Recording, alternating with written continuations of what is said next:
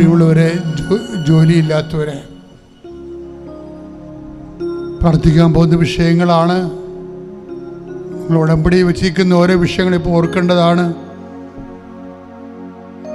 ജോലി നഷ്ടപ്പെടാൻ പോകുന്നവരെ, നഷ്ടപ്പെട്ടവരെ, ജോലി അന്വേഷിക്കുന്നവരെ, ഓരോ പരീക്ഷകൾ എഴുതാൻ പോകുന്നവർ, എഴുതിക്കഴിഞ്ഞവർ, റിസൾട്ട് പ്രതീക്ഷിക്കുന്നവരെ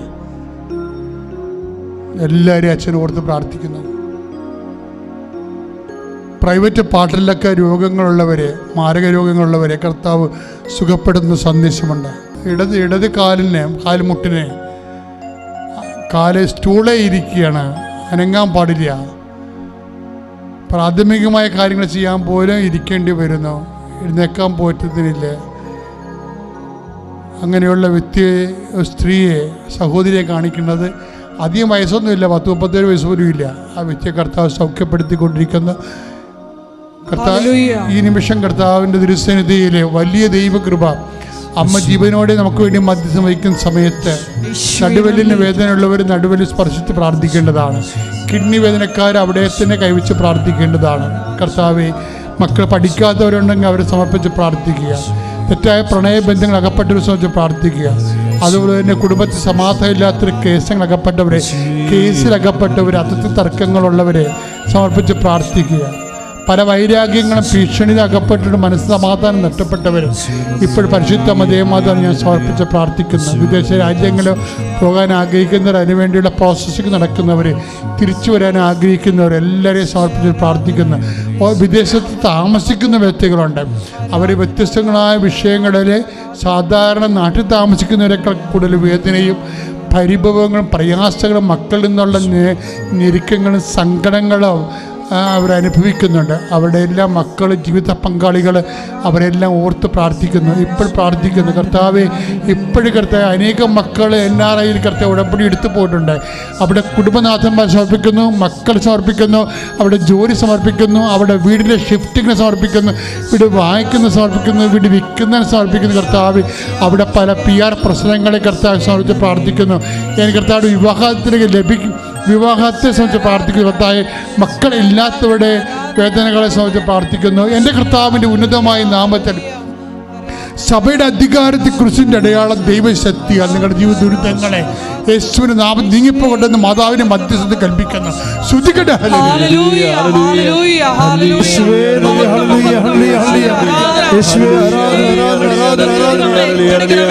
ഞങ്ങളെല്ലാവരെയും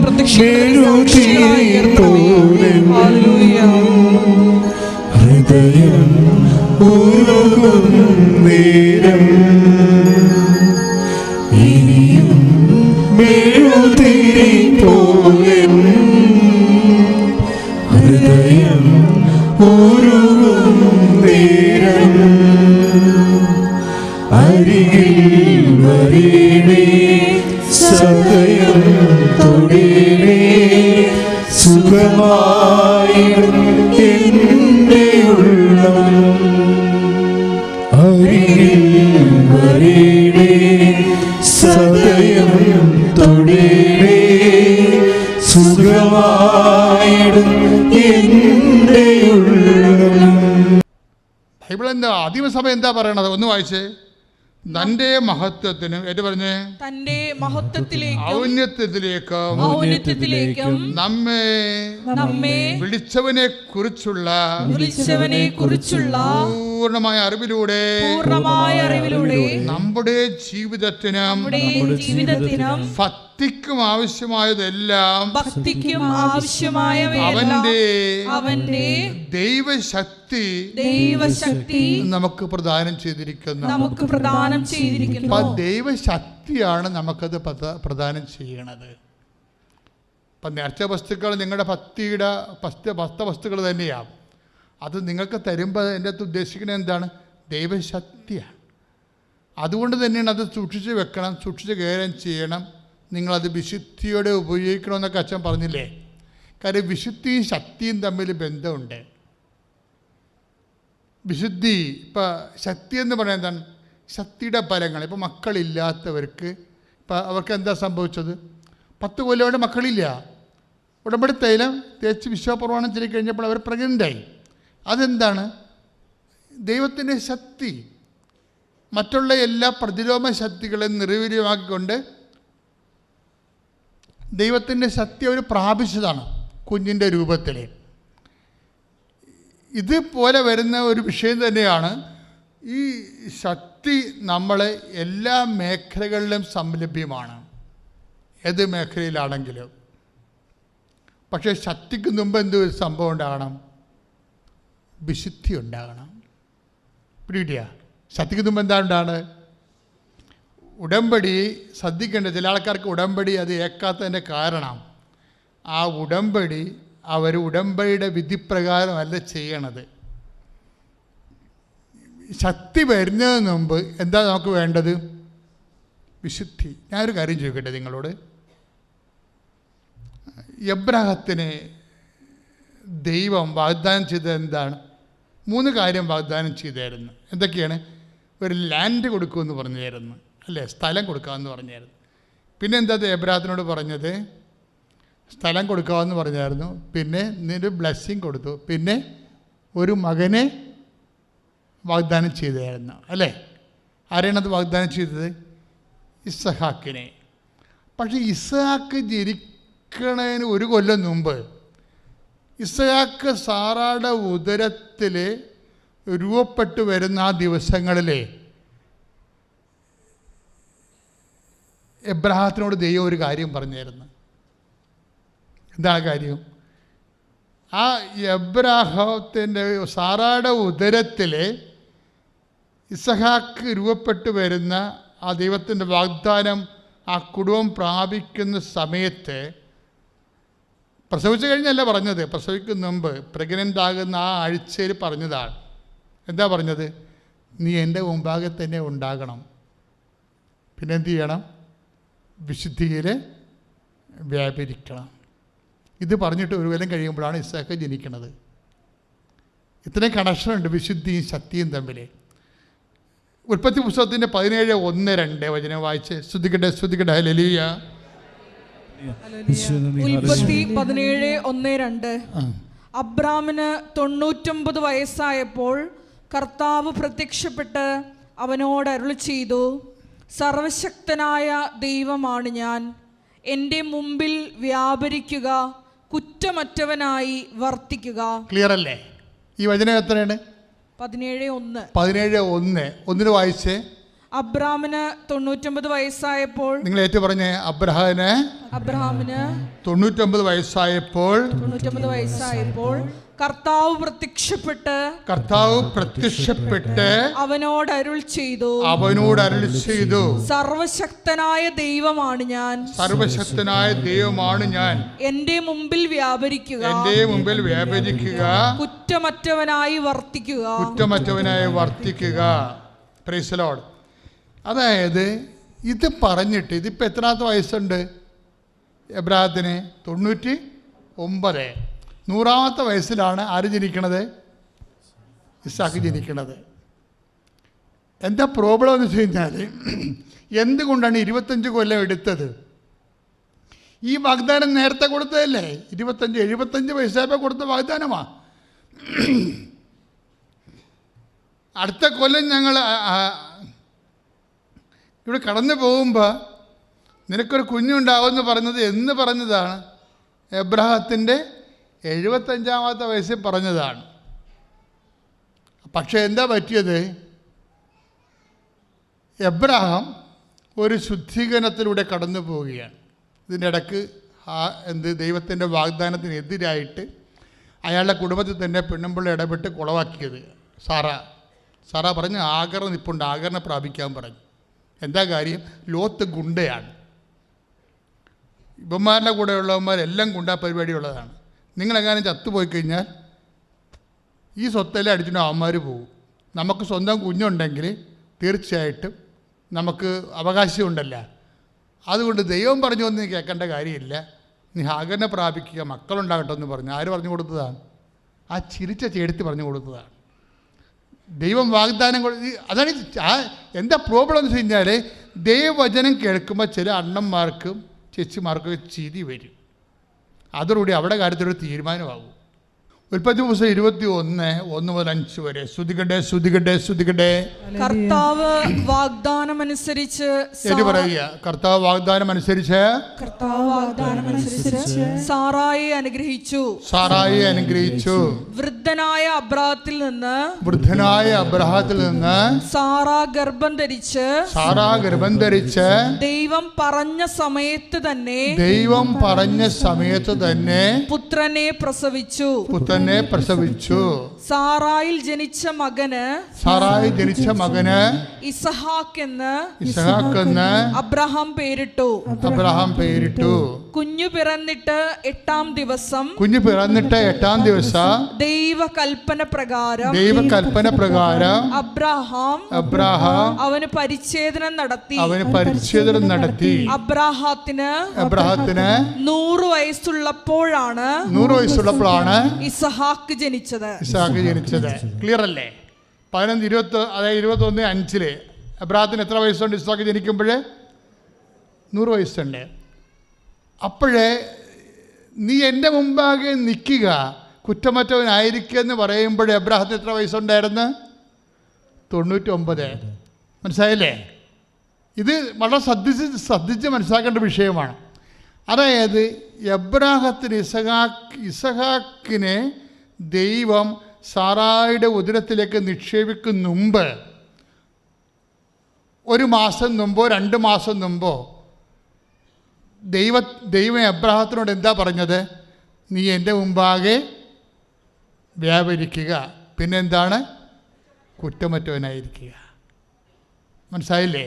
അനുഗ്രഹം നിങ്ങൾ ഉദ്ദേശിക്കുന്നുണ്ടെങ്കിൽ എബ്രാഹത്തിനോട് ചെയ്ത അതേ നടപടിക്രമങ്ങൾ തന്നെയാണ് നമ്മളും ദൈവം പ്രതീക്ഷിക്കുന്നത്.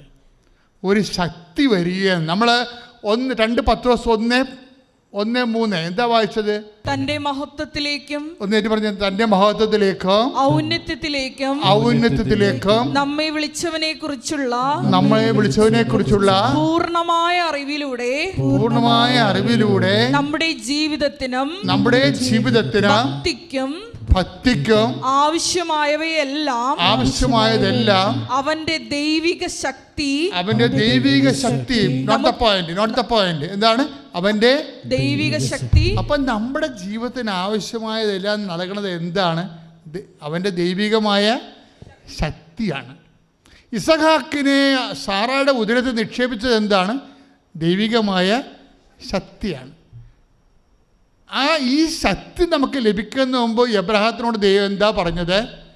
17:1 എന്താ പറഞ്ഞത്? 17:2 നീ എൻ്റെ മുമ്പാകെ വ്യാപരിക്കണം, പിന്നെന്താണ്? കുറ്റമറ്റവനായിരിക്കണം. പറഞ്ഞ മനസ്സിലായില്ലേ? ശക്തിക്ക് മുമ്പ് എന്ത് വേണം? വിശുദ്ധി വേണം. ഇക്കൊറ്റ പോയിന്റ് പിടികിട്ടിയോ? നിങ്ങളുടെ LTS പാസ്സാകാനായാലും ശരി, നിങ്ങളുടെ വസ്തു വിൽപ്പനയായാലും ശരി, നിങ്ങളുടെ ജോലിയുടെ പ്രൊമോഷനായാലും ശരി, ഒരു ദൈവിക ശക്തി 2 പത്രോസ് 1:3 അനുസരിച്ച് കൊണ്ട് നിങ്ങളുടെ ജീവിതത്തിലേക്ക് നിങ്ങൾ പ്രതീക്ഷിക്കുന്നുണ്ടെങ്കിൽ ശക്തിക്ക് മുമ്പേ നിങ്ങൾ എന്ത് ചെയ്യണം? വിശുദ്ധിയുള്ളവരായിരിക്കണം. തൻ്റെ മുമ്പാകെ വ്യാപരിക്കണം. അതുപോലെ തന്നെ എന്ത് ചെയ്യണം? കുറ്റമറ്റവനായിരിക്കണം. അച്ഛൻ്റെ ഇപ്പം ലാസ്റ്റ് സാക്ഷ്യങ്ങൾ നോക്കുമ്പോഴേ നമുക്ക് മനസ്സിലാവുന്നൊരു സത്യമുണ്ട്. എന്താ കാര്യം? നമ്മുടെ കയ്യിലൊന്നും വേണ്ടെന്ന് പറയാൻ മതി. ഞങ്ങൾക്ക് അതില്ല ഇതില്ല എന്നൊക്കെ വിചാരിച്ചുകൊണ്ടേ നിങ്ങൾ ആവശ്യമില്ലാതെ ഉത്കണ്ഠപ്പെടരുത്. ദൈവമുണ്ടായാൽ മതി. പറഞ്ഞ മനസ്സിലായില്ലേ? ഞാൻ എൻ്റെ ഭർത്താവിനോട് പറഞ്ഞു, ഒരു സ്ഥലത്തും നമുക്ക് ഇരിക്കേണ്ട, ഇവിടെ നിന്ന് ജവമാല കാലുവേദന അങ്ങനെ വന്നോട്ടെ, ഞാൻ ഉടമ്പടി തൈലം എല്ലാം പുരട്ടി പരിശുദ്ധ അമ്മ എന്നെ അർത്തിങ്ക വരെ ഒരു സ്ഥലത്തും വെള്ളം കുടിക്കാനും പോലും നിന്നില്ല. അതോടുകൂടി എൻ്റെ കാലുവേദന എങ്ങോട്ട് പോയെന്ന് എനിക്കറിഞ്ഞൂടാ. ഇത്രയും വലിയ അനുഗ്രഹങ്ങൾ നൽകിയ പരിശുദ്ധ അമ്മയ്ക്കും അപ്പായ്ക്കും കോടാനുകോടി നന്ദി ഞാൻ പറഞ്ഞുകൊള്ളുന്നു. പിന്നെ ഞാൻ പ്രേക്ഷിത വേലകൾ ചെയ്യുന്നത് ഇവിടുന്ന് പത്രം വാങ്ങി ഒരു സ്ഥലത്തും ഞാൻ വെക്കാറില്ല. എല്ലാ വീടുകളിലും കയറി ഇറങ്ങി വിശ്വാസപ്രമാണം ചൊല്ലി പോകുമ്പോൾ തേനും ഉപ്പും ഉടമ്പടി തൈലവുമായിട്ടാണ് ഞാൻ പോകുന്നത്. ഒരിക്കൽ എറണാകുളം ആശുപത്രിയിൽ കാഷ്വാലിറ്റിയിൽ ചെന്നപ്പോൾ അവിടുത്തെ ഒരു രോഗിക്ക് ഞാൻ ഉടമ്പടി ഉപ്പും പത്രവും എല്ലാമായിട്ട് പോയപ്പോൾ അവിടുത്തെ ഒരു ചേച്ചി പറഞ്ഞു, തൈലം ഉണ്ടോ മോളെ എന്ന് പറഞ്ഞു. ഞാൻ പറഞ്ഞു തൈലവും കൊണ്ടുവന്നിട്ടുണ്ടെന്ന് പറഞ്ഞു. അങ്ങനെ ആ ചേച്ചിയുടെ ഹസ്ബൻഡ് ഭയങ്കര സീരിയസ് ആയിട്ട് കിടക്കുകയായിരുന്നു. ആ ചേട്ടൻ്റെ നാവിൽ ഞാൻ തൊട്ടു കൊടുത്തു.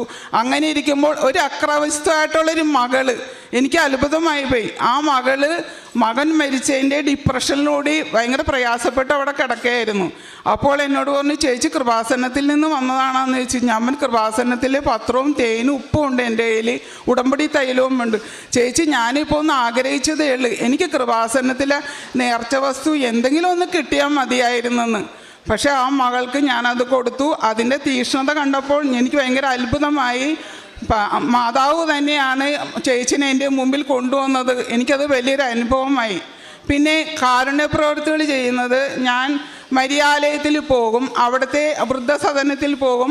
അവിടുത്തെ അമ്മമാർക്ക് ഭക്ഷണവും അങ്ങനെയൊന്നുമല്ല. അവിടുത്തെ സിസ്റ്റർമാർ പറയും, ഞങ്ങൾക്ക് കുറച്ച് പാമ്പറുകളാണ് വേണ്ടത്. അതായത് ഒരമ്മച്ചിക്ക് 3-4 വെച്ചൊക്കെ വേണം പാമ്പർ മാറ്റാൻ, കിടപ്പ് രോഗികളാൻ. അവരുടെ കൂടെ ഇരിക്കുകയും അവരുടെ വർത്തമാനം പറയുകയും അവരുടെ നിന്ന് ബർത്ത്ഡേ വരുമ്പോൾ കേക്ക് കട്ടിങ്ങിനും എല്ലാത്തിനും പോവുകയൊക്കെ ചെയ്യും.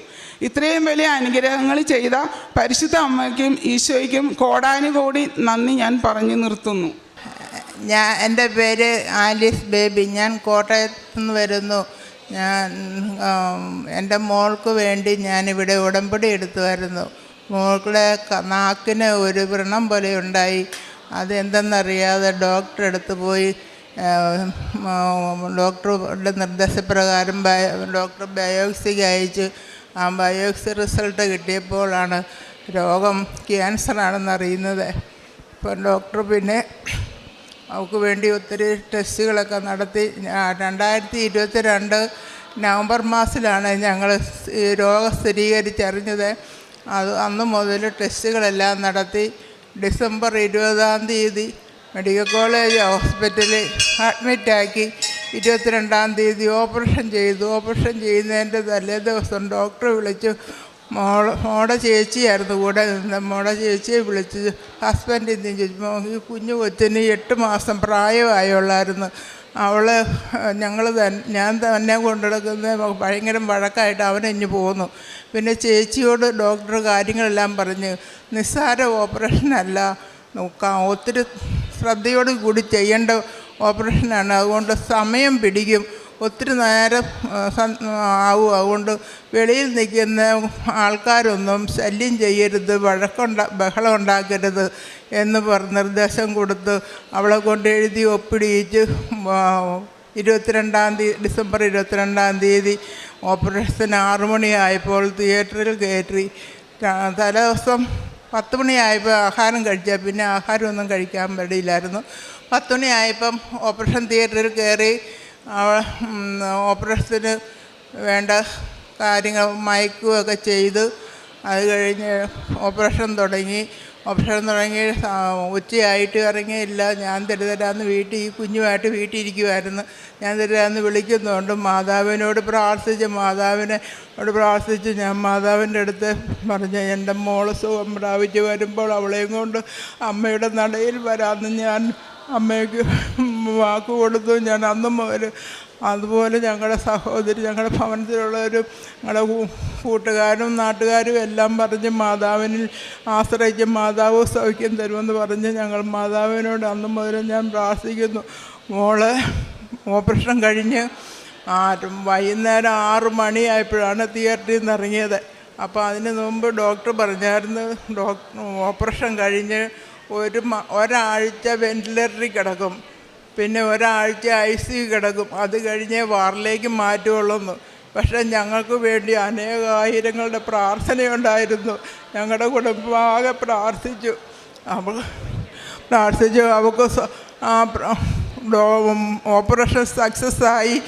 അങ്ങനെ 6 മണി 3-ാം പൊക്കം അവളെ വാർഡിലേക്ക് മാറ്റി. പിന്നെ 3 ദിവസം ഭക്ഷണമൊന്നും കഴിക്കാതെ ആശുപത്രി വാർഡിൽ കിടന്ന് ട്രിപ്പിട്ട് കിടത്തിരിക്കുമായിരുന്നു. ഭയങ്കരമായിട്ട് വേദനകളും അസ്വസ്ഥതകളെല്ലാം സഹിച്ച് മാതാവിനോട് പ്രാർത്ഥിച്ചു. കണ്ണുനീര് ഒത്തിരി പേര് ഞങ്ങളുടെ കോട്ടയം വിജയപുരം രൂപതയിൽ ഞങ്ങളുടെ സെബാസ്റ്റ്യൻ അച്ഛൻ ഇവളെ പ്രാർത്ഥിച്ച അച്ഛനാണ് മെഡിക്കൽ കോളേജിലേക്ക് യാത്രയാക്കിയത്. മോളെ നീ ഭയപ്പെടേണ്ട, ദൈവം നിൻ്റെ കൂടെയുണ്ടെന്ന് പറഞ്ഞ് ആശ്വസിപ്പിച്ചാണ് മകളെ വിട്ടത്. അതുപോലെ തന്നെ എല്ലാ ആവശ്യങ്ങൾക്കും ഞങ്ങൾക്ക് ദൈവാനുഗ്രഹം ഉണ്ടായിരുന്നു. ഓപ്പറേഷൻ എങ്ങനെയാണെന്ന് വെച്ചാൽ നാക്കിൻ്റെ പകുതിയോളം ഓപ്പറേഷൻ കളഞ്ഞു. കട്ട് ചെയ്ത് കളയാണ്ട് ഈ ചെവിയുടെ സൈഡിൽ നിന്ന് താഴേക്കോടെ ഓപ്പറേഷൻ ചെയ്ത് താടി വരെ എടുത്തിട്ട് നാക്ക് സൈഡിൽ കൂടെ വലിച്ചിറക്കിയാണ് ഓപ്പറേഷൻ നടത്തിയത്. നാക്കിൻ്റെ പകുതി കട്ട് ചെയ്ത് കളഞ്ഞിട്ട് കയ്യേന്നെടുത്ത് നാക്കെ വെച്ചു, കാലേന്ന് മാംസം എടുത്ത് കയ്യെ വെച്ചു. അങ്ങനെയാണ് ഓപ്പറേഷൻ സക്സസ് ആയത്. അത് കഴിഞ്ഞ് 10 ദിവസം വാർഡിൽ കിടന്നു. ജനുവരി 1-ാം തീയതി ഡിസ്ചാർജായി. 1 മാസത്തേക്ക് കുഞ്ഞുങ്ങളുള്ള കാരണം അവിടെ ചേച്ചിയുടെ ഭവനത്തിലേക്കാണ് കൊണ്ടുപോയത്.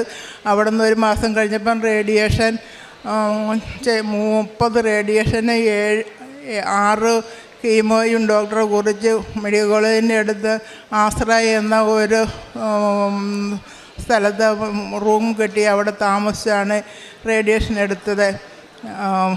അത് കഴിഞ്ഞ് ഡോക്ടർ പറഞ്ഞ് 1 വർഷം കഴിയാതെ സംസാരിക്കില്ലെന്ന്. മോള് വീട്ടിൽ വന്നു. 2 മാസം കഴിഞ്ഞ് വീട്ടിൽ വന്ന് കഴിഞ്ഞപ്പോൾ ഞാൻ തന്നെ ഇവിടെ വന്നു മാതാവിൻ്റെ അടുത്ത് പ്രാർത്ഥിച്ചു. മോൾക്ക് വേണ്ടി ഉടമ്പടി എടുത്തു. ഞാൻ മോളുടെ ഭേദമാകുമ്പോൾ ഞാൻ മോളെയും കൊണ്ട് അമ്മയുടെ നടിയിൽ വന്നേക്കാമെന്ന് ഞാൻ അമ്മയോട് അടുത്ത് പ്രാർത്ഥിച്ച് പറഞ്ഞു. അമ്മ എൻ്റെ അനുഗ്രഹങ്ങൾ എനിക്ക് തന്നു. എൻ്റെ മോൾക്ക് സൗഖ്യമായി. ഡോക്ടർ പറഞ്ഞു 1 വർഷം കഴിഞ്ഞ് സംസാരിക്കുകയുള്ളൂ എന്ന് പറഞ്ഞു. ഞങ്ങൾ പ്രാർത്ഥിച്ചു. ആദ്യമേ സന്ധ്യാപ്രാർത്ഥന, ബൈബിള് വായിച്ച് അത് കഴിഞ്ഞ് കൊന്ത ചൊല്ലിയ. അത് കഴിഞ്ഞ് മാതാവിൻ്റെ പ്രാർത്ഥന ഞാൻ മോളെ കൊണ്ട് പ്രാർത്ഥിപ്പിച്ചു. പ്രാർത്ഥിക്കാനിരിക്കുമ്പം തന്നെ തൈലം നെറ്റിയിൽ തൂത്ത് ഇവിടുന്ന് തന്ന ലോകറ്റ് കാശരൂപം മോടെ കൈ പിടിച്ചുകൊണ്ടാണ് മോള് പ്രാർത്ഥിച്ചത്. അതിൻ്റെ ഫലമായിട്ട് 5-ാം മാസം മുതൽ എൻ്റെ മോള് സംസാരിക്കാൻ തുടങ്ങി. ഡോക്ടറെ അടുത്ത് ചെന്നപ്പോൾ സിൽസാമോൾ ഇത്ര പെട്ടെന്ന് സംസാരിച്ചല്ലോ എന്ന് പറഞ്ഞു. എന്നിട്ട് അവൾ പറഞ്ഞില്ല. ഞാൻ ചോദിച്ചു എന്നൊക്കെ പറയാൻ മേലായിരുന്നു, ഞങ്ങളുടെ അമ്മയുടെ അനുഗ്രഹമാണെന്ന് പറയാൻ മേലായിരുന്നു ചോദിച്ചു. ഞാൻ പറഞ്ഞില്ല അമ്മ. ഇപ്പോൾ എനിക്ക് അവൾക്ക് ഇപ്പം സംസാരിക്കും. ചില വാക്കുകൾ മാത്രം സംസാരത്തിൽ തിരിയാതെ വരും. അല്ലാതെ ഒന്നും ആദ്യമൊന്നും പ്രാർത്ഥിച്ചപ്പോൾ ഒന്നും തിരിയുമല്ലായിരുന്നു. പിന്നെ പ്രാർത്ഥിച്ച് 5-ാം മാസത്തിൽ അവൾ സംസാരിക്കുന്നത്. അവിടെ സംസാരവും അവിടെ ആവശ്യങ്ങളും എല്ലാം നിങ്ങളുടെ മുമ്പാകെ പറയുന്നതായിരിക്കും. എൻ്റെ പേര് സിൽസ. എനിക്ക് അസുഖം സംസാരശേഷി ഇല്ലായിരുന്നു. അമ്മ വന്ന് ഇവിടെ ഉടമ്പെടുത്തിന് ഭാഗമായി എനിക്ക് സംസാരിച്ച് തിരിച്ചു വന്ന ഭാഗം വന്നപ്പോൾ നാക്കിൻ്റെ ഭാഗം മാറ്റിയതിൻ്റെ ഭാഗമായി ഈ സംസാരശേഷി പോയി എന്നല്ല, വ്യക്തതയില്ലായിരുന്നു. പിന്നെ അമ്മ വന്ന് ഇവിടെ ഉടമ്പെടുത്തിന് ഭാഗമായി സംസാരശേഷി വ്യക്തതയും വന്നു. ഉമ്മിനീരില്ലായിരുന്നു എൻ്റെ വായിക്കാത്ത. ഭക്ഷണം കട്ടിയുള്ള ആഹാരമൊന്നും കഴിക്കാൻ മേലായിരുന്നു. ഇപ്പോൾ അതിലെല്ലാം മാറ്റം വന്നു. മാതാവിന് ഒത്തിരി നന്ദി. എൻ്റെ പേര് മിനി. ഞാൻ താഴത്ത് വടകര ലൂർദ് മാത ഇടവകയിൽ നിന്ന് വരുന്നു. ഞാൻ 2022 ഒക്ടോബർ 11-നാണ് ആദ്യമായിട്ട് ഉടമ്പടി എടുത്തത്. അന്നേരം ഞാൻ ഹിന്ദുവിലായിരുന്നു. പിന്നെ അത് കഴിഞ്ഞ് ഞാനത് ഉടമ്പടിയായിട്ട് ഇങ്ങനെ ഉടമ്പടി വെച്ച നിയോഗങ്ങളെല്ലാം ഞാൻ പ്രാർത്ഥിച്ചു കൊണ്ടിരുന്നു. അങ്ങനെ ഞാൻ ഡൽഹിയിലായിരുന്നു. ആ സമയത്തൊക്കെ ഞാൻ ഉടമ്പടിയായിട്ട് ഉടമ്പടി പ്രാർത്ഥനയിലൂടെ ഞാൻ പോകുമായിരുന്നു. അതുപോലെ തന്നെ ഞാൻ ഉടമ്പടിയിൽ വിവാഹം നടക്കുന്ന എല്ലാത്തിനും തടസ്സമായിരുന്നു. ജോലി തടസ്സമായിരുന്നു. അതെല്ലാം ഞാൻ നിയോഗത്തിൽ വെച്ചിരുന്നു. അതിൻ്റെ ഫലമായി ഞാൻ ഇവിടെ വന്നു ഉടമ്പടി എടുത്തതിന് പോലെ രണ്ട് വിവാഹാലോചന വന്നു. അതും നടന്നില്ല. 25 വയസ്സിന് മേലെ തൊട്ട് വിവാഹം ആലോചിക്കുന്നതാണ്. അത് ഇതുവരെ നടന്നിട്ടില്ല.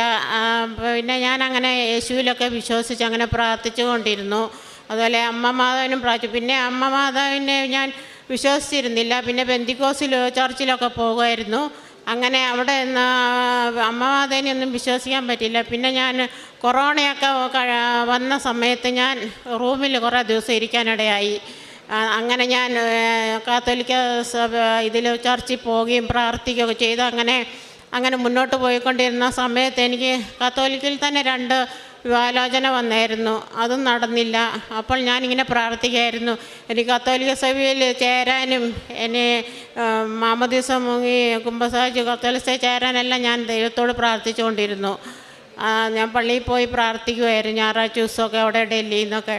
അങ്ങനെ പ്രൈവറ്റ് ഡ്യൂട്ടി ചെയ്തുകൊണ്ടിരിക്കുകയായിരുന്നു ഞാൻ. അങ്ങനെ പ്രാർത്ഥിച്ചതിൻ്റെ ഫലമായി പെട്ടെന്ന് ഈ 2023 ഡിസംബറിൽ എനിക്ക് കേരളത്തിലേക്ക് വരാനിടയായി. അന്നേരം ഒരു വിവാഹം പറഞ്ഞു, അത് കത്തോലിക്കയിലായിരുന്നു പറഞ്ഞത്. അങ്ങനെ ഞാൻ ഇവിടെ താഴ്ത്തുവടകര വന്ന് അവിടെ എനിക്ക് മാമോദീസ മുങ്ങി കുമ്പസാരിച്ച് അങ്ങനെ പെട്ടെന്ന് തന്നെയായിരുന്നു എല്ലാം. ഫെബ്രുവരി 8-ാം തീയതിയോടുകൂടി എൻ്റെ വിവാഹം നടന്നു. ഇതെൻ്റെ ഹസ്ബൻഡ് സജി. അപ്പോൾ എനിക്ക് 45 വയസ്സ് മേലെയുണ്ട് പ്രായം. അപ്പോൾ അങ്ങനെ അമ്മവാദ തിരുകുമാരൻ തന്ന ഇന്ന് അനുഗ്രഹത്തിനായി എത്ര നന്ദി പറഞ്ഞാലും മതിയാകത്തില്ല. അതുപോലെ രോഗസൗഖ്യം, അങ്ങനെ എനിക്ക് സൈനസ് പ്രോബ്ലം ഉണ്ടായിരുന്നു, അതുമല്ല എനിക്ക് പൂർണ്ണമായി വിടുതൽ കിട്ടി. അതുപോലെ മറ്റുള്ളവർക്ക് വേണ്ടി ഞാൻ പ്രാർത്ഥിക്കുമായിരുന്നു, അവർക്കെല്ലാം വിടുതൽ കിട്ടി. അതുപോലെ ഉടമ്പടി തൈലവും ഉപ്പും വെച്ച് ഞാൻ മറ്റുള്ളവർക്ക് പ്രാർത്ഥിക്കുമായിരുന്നു.